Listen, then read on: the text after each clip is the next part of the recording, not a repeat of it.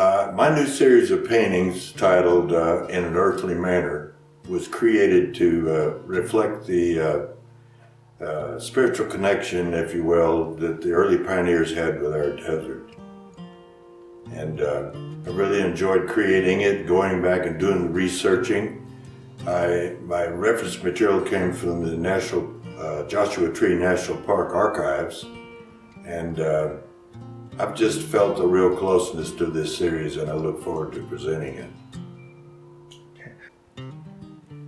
Actually, the Joshua Tree National Park and the Oasis of Mara, where the Twentynine Palms Inn is currently situated, plays a big part of the history of our community, and a lot of the subject matter in my paintings reflect the closeness that our early pioneers had with the earth. The majority of the information that I drew from to use as reference material for my series came from the archives of the Joshua Tree National Park. Also, I got some things from people like Liz Meyer, who is the daughter of one of the early pioneering families here. I guess for maybe 2 years I thought about doing this series, but I've actually been working on it for, let's say, 6-9 months.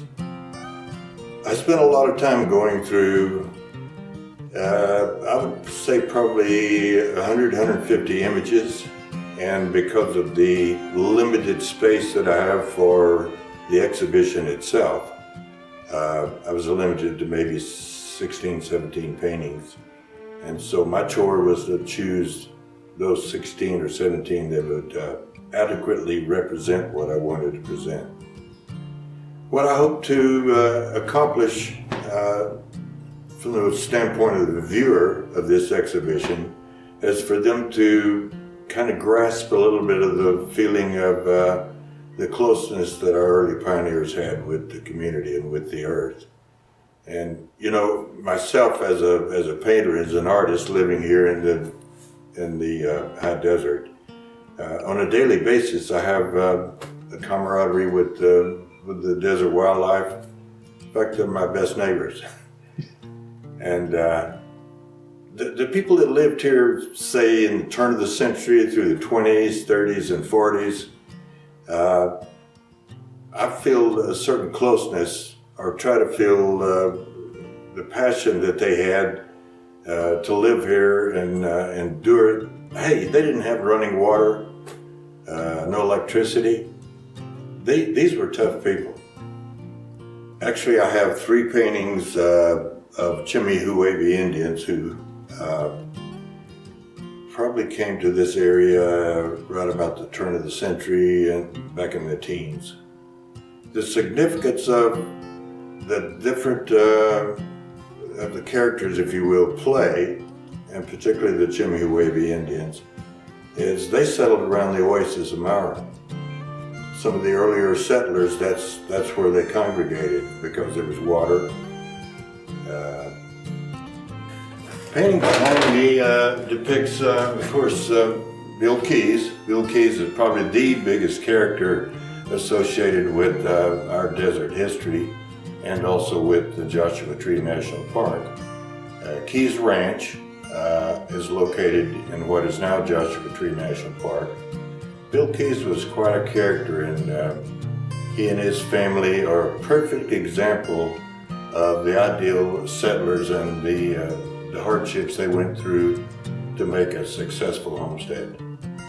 The Campbells as depicted in a giclée I have in the exhibit, depict the Campbells probably right after they were married. And the Campbells were befriended by, I think Bill McCaney was his name, one of the early prospectors, miners.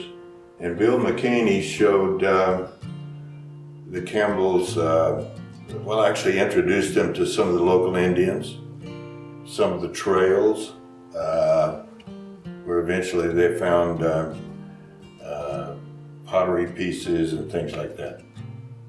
Oh yes, I have two fiddlers featured in the exhibition. One is, I titled it Fiddlin' Phil, and Phil Sullivan was a well-known character in the area. In fact, Sullivan Road here in Twentynine Palms was named after Phil. The other fiddler in the series is called Eagle Eye McFarland. He was quite a character too, I understand. Well, just known for being around the camp and entertaining the other guys. Well, we have Jack Meek. Jack Meek was also a very well-known character. Meek ended up with 2 or 3 gold mines, and Jack Meek befriended the Hatches, and this painting here, Ada and Elizabeth Hatch are depicted with Jack Meek. In fact, Jack presented each of the young girls a little locket, if you will, with a gold nugget in it. I have a painting of the old Bagley store. It was, I guess, one of the first stores in the area. And it consisted of a 2-car garage. Half of the garage was the store in the daytime, and the other half was the living quarters. And I understand that in the daytime, every morning they'd move the bed out, and the place became a store. And in the evening, they'd move the bed back in. And that's pretty close quarters. And the other painting that I want to mention that depicts the Hatch Model A Ford going down an old dusty dirt road with the Oasis in the background. I want people to see or get a feeling that they're viewing part of our past. You know, nostalgia is a powerful thing, and if people can walk away saying, you know, this really reminds me of my childhood or things my father used to tell me, if they feel a certain camaraderie with it, then I've accomplished my goal. I've been in Twentynine Palms 20 years this past May, loving every minute of it. No matter if it's sunshine, high winds, heavy rain, beautiful days, gorgeous nights, we love every moment of it. You know what I like best about living in the desert, and this is so easy for me to explain because the wife and I escaped from LA 20 years ago. I love the quietness, I love the big open spaces, I love the camaraderie with the wildlife which we're surrounded with. That's my best neighbors, actually. I love the evenings, the Milky Way. I love it even when it's storming, high winds.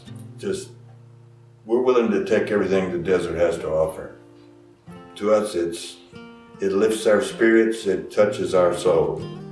And that's really what I needed when we moved here, is my soul needed rejuvenating. And the desert does that for me. And truthfully, I think my work in some ways reflects that. So